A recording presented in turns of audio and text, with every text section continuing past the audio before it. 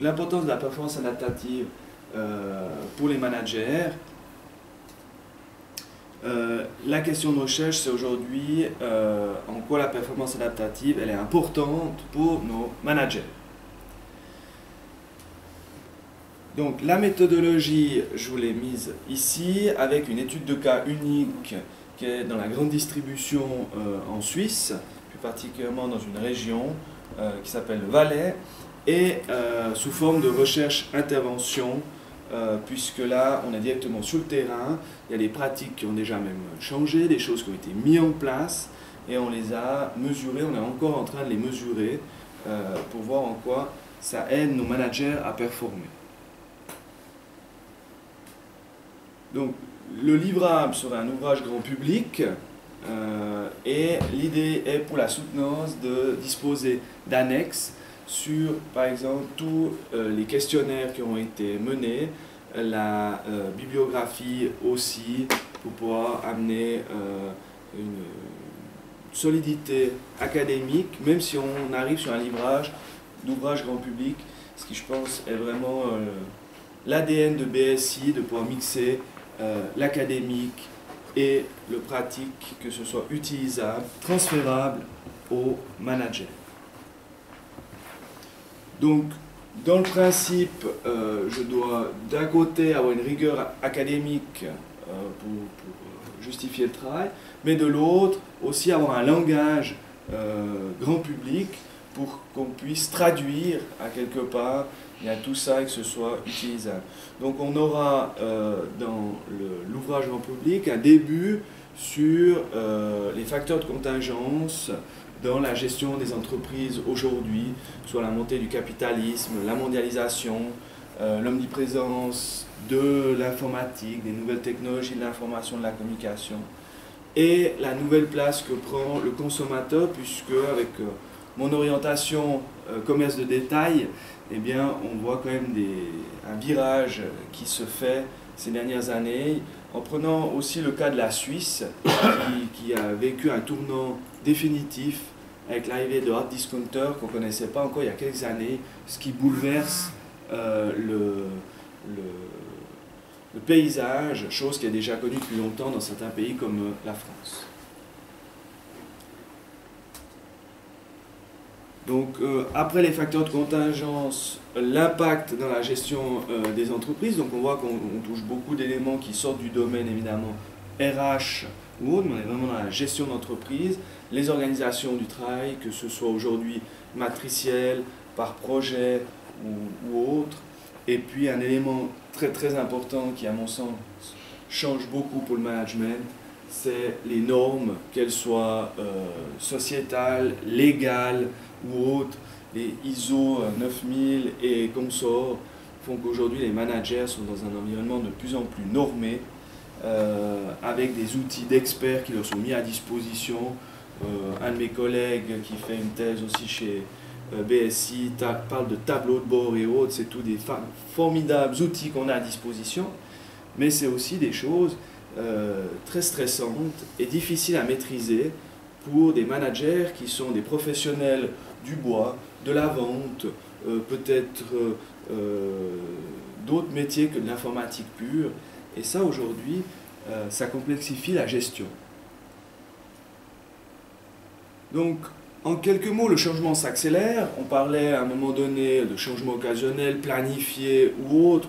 Aujourd'hui, de plus en plus d'entreprises sont dans des changements permanents, hein, avec, ça devient une variable importante pour gérer, aussi de savoir gérer le changement, mais non plus planifié, prévu, mais souvent avec des environnements labiles qui sont là, auxquels on doit s'adapter en permanence. Alors, ça veut dire quoi? Ça veut dire que pour les collaborateurs, il y a un impact important, mais les collaborateurs ont aussi un impact important sur le changement.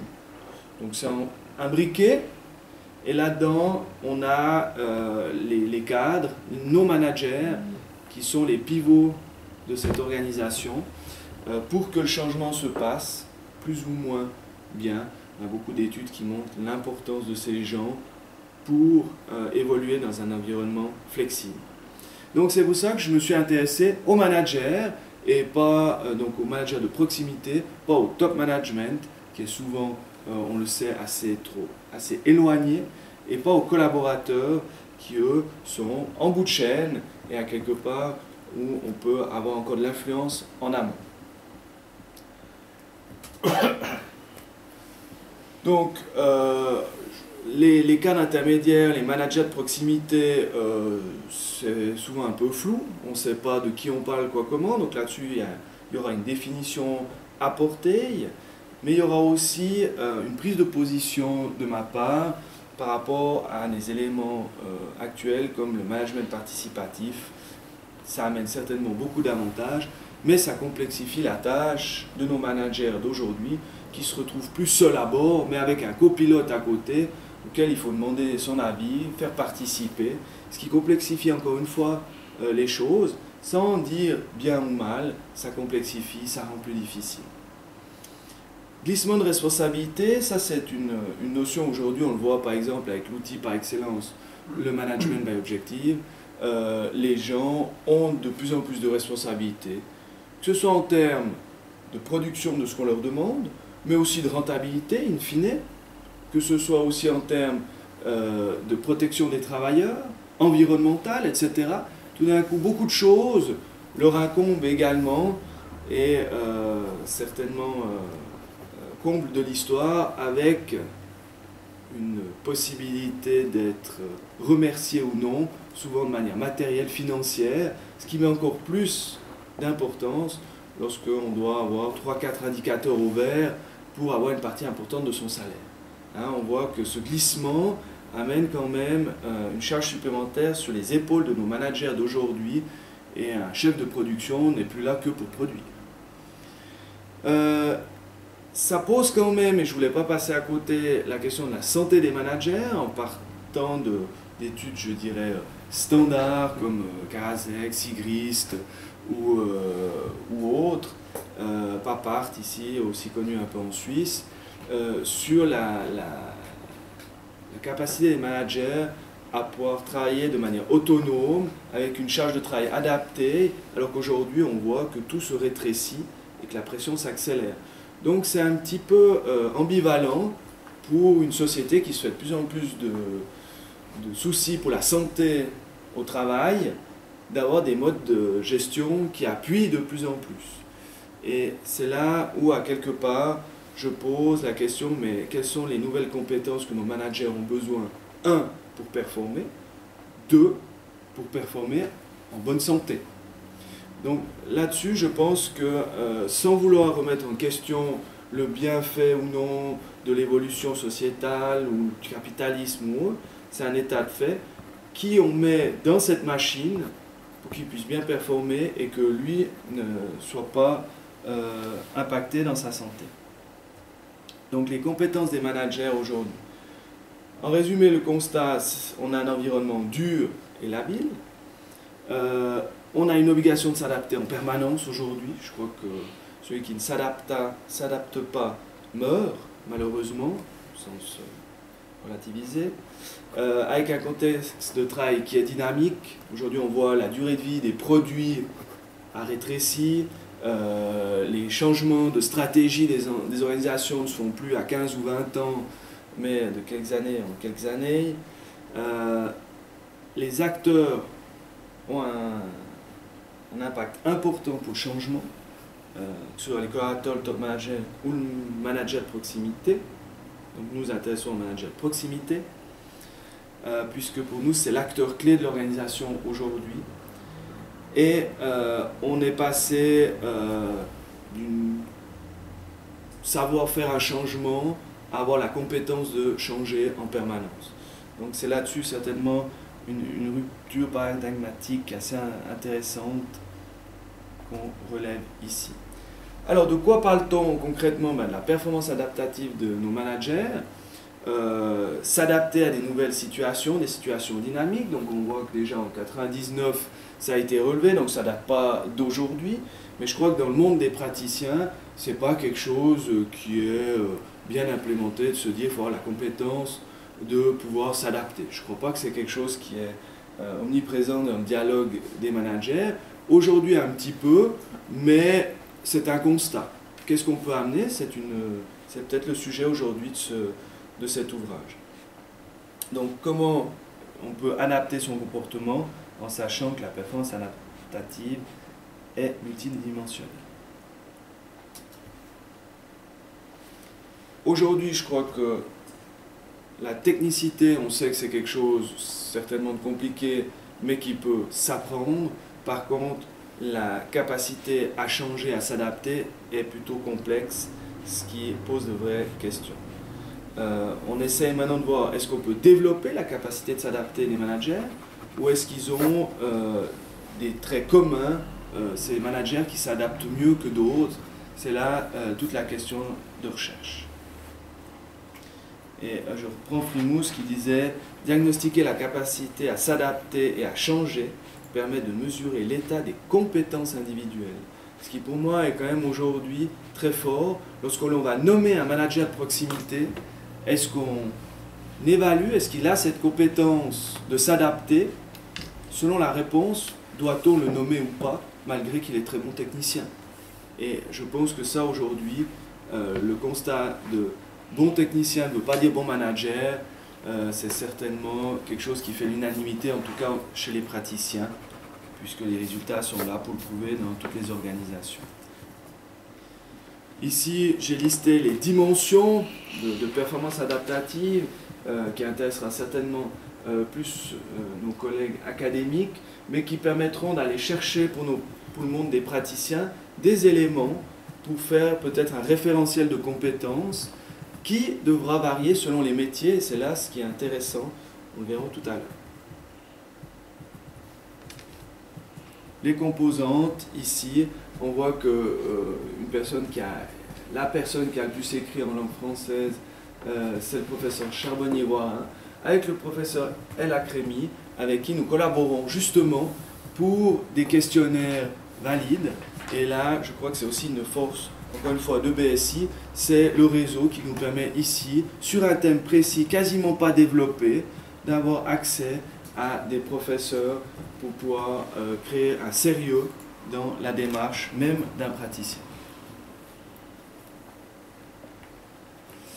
L'intérêt ici sera de voir les influences de plusieurs éléments comme l'âge, la capacité cognitive, le leadership, ou alors le bilinguisme qui vient d'être aussi relevé par l'université de Fribourg, qui met en avant le bilinguisme comme élément d'adaptabilité des individus, donc pas dans le contexte là, mais c'est quelque chose qu'on va chercher pour essayer de voir, puisqu'on le verra tout à l'heure, dans notre étude de cas, nous avons 2 régions linguistiques, francophones et germanophones.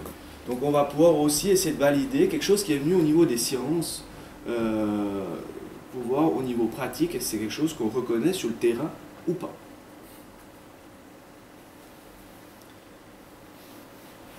On a mis en place des modules de formation qui seront traités dans un deuxième temps pour voir l'évolution à travers l'ingénierie de formation sur la performance adaptative.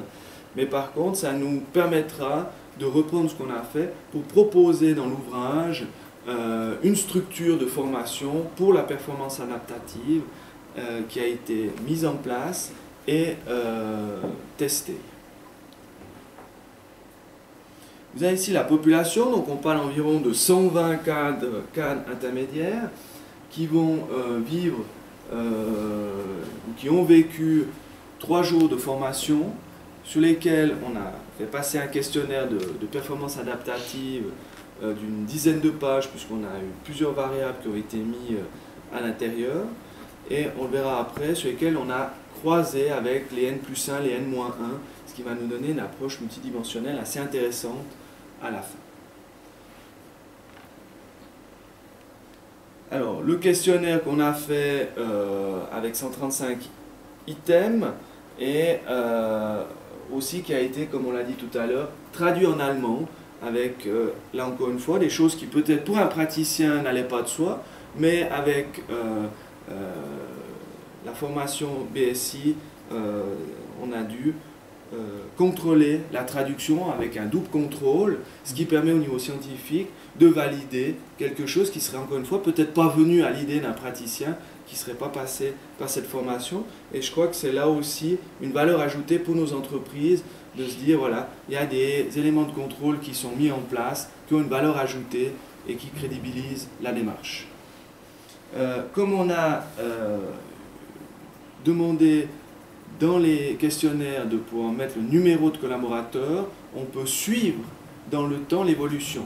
Et là, c'est aussi un autre avantage du fonctionnement de l'école, c'est qu'avec BSI, nous sommes en relation avec la Business School de Louvain, où mon professeur de thèse travaille, et le fait qu'on puisse travailler avec une école de renommée, eh bien, permet de justifier qu'on a une traçabilité et on peut séparer un petit peu les pouvoirs entre la confidentialité interne et la recherche académique qui est prise sous le porte-drapeau externe d'une business school.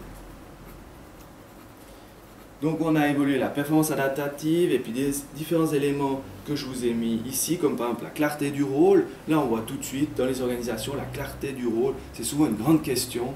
Et bien là justement on va le mesurer de manière scientifique.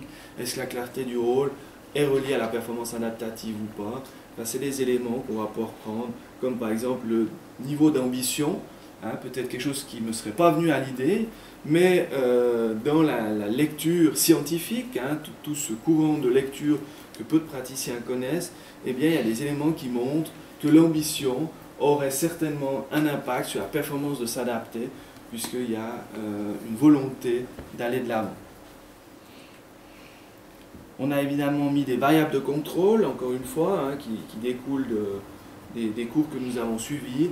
Et là, nous verrons à la fin si ces éléments sont représentatifs ou pas. L'élément important est certainement l'âge, puisque un axiome, une croyance populaire est certainement qu'en raison de l'âge, on peut moins s'adapter. C'est facile à dire, on va voir si c'est prouvé ou pas.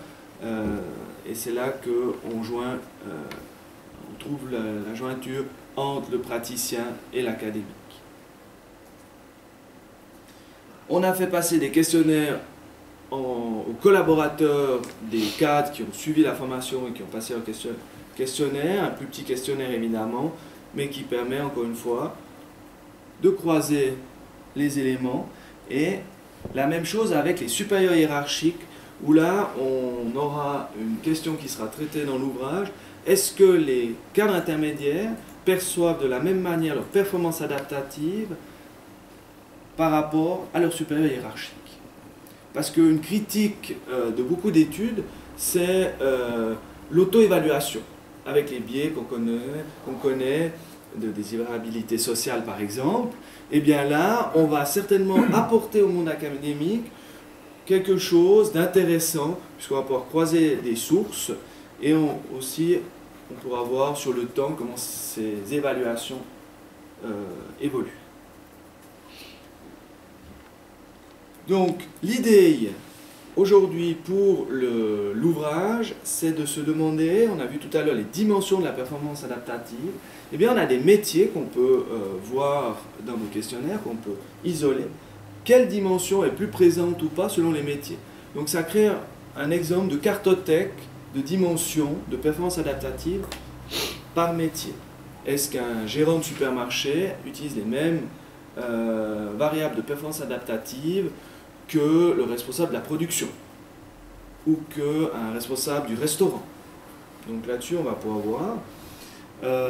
On relèvera aussi, est-ce que le niveau d'éducation, de formation a un impact sur la performance adaptative, parce que beaucoup de recherches se sont faites soit en milieu scolaire ou militaire, soit dans des milieux avec des hauts niveaux d'éducation. Étant dans le commerce de détail, on a la possibilité de voir est-ce que ça joue aussi un rôle lorsqu'on n'a pas des niveaux universitaires ou haute école. La cohérence avec les évaluations de la personne et de son N+1, et ainsi que l'âge, l'ancienneté, hein, au niveau de l'impact qu'il y aurait ou non sur la performance adaptative. Donc ça, c'est les choses qui n'ont rien à voir avec l'évolution, mais qui vont pouvoir être pris sur la première vague de questionnaires que nous avons passé avec nos 120 cadres de proximité. À savoir que nous avons un taux proche de 100% de réponse, puisque étant à l'intérieur, étant moi-même praticien, chercheur, étant moi-même dans les formations, je les récolte moi-même. Alors ça amène aussi des biais, hein, évidemment, ça on le relèvera, mais ça amène au moins une possibilité de pouvoir travailler sur la durée en leur expliquant régulièrement, de manière officielle ou officieuse, comment on travaille et de pouvoir les relancer s'il y a eu des oublis, ce qui est, je pense, une des grandes forces du praticien-chercheur à ce niveau-là. L'idée est de créer les compétences communes aujourd'hui aux managers de proximité en termes de performance adaptative pour se dire, indépendamment du métier, qu'on parle d'un responsable de centre, un responsable des transports ou un gérant de magasin, eh bien, ils ont effectivement des compétences métiers qui seront là, mais la base, le terreau dans lequel tout ça doit prendre, eh bien, il y a certainement aujourd'hui certaines compétences comme l'interculturel et la performance adaptative, il y en a d'autres, mais nous nous arrêtons sur la performance adaptative. Voilà. La suite possible, eh bien, c'est qu'on aura environ une soixantaine de nouveaux cas l'année prochaine qui vont certainement passer par le même procédé, avec les mêmes évaluations, même si on sera en dehors de l'exécutif d'IBA chez BSI, on va continuer à travailler avec le réseau BSI pour pouvoir arriver avec un suivi et de la création de connaissances qui se fait après la thèse. On voit avec le suivi du numéro de personnel, on pourra croiser avec des éléments dans quelques années qui seront peut-être au niveau de la santé, de l'absentéisme ou autres, qui sont assez intéressants. Voilà, je vous remercie de votre écoute et puis je réponds volontiers à vos questions.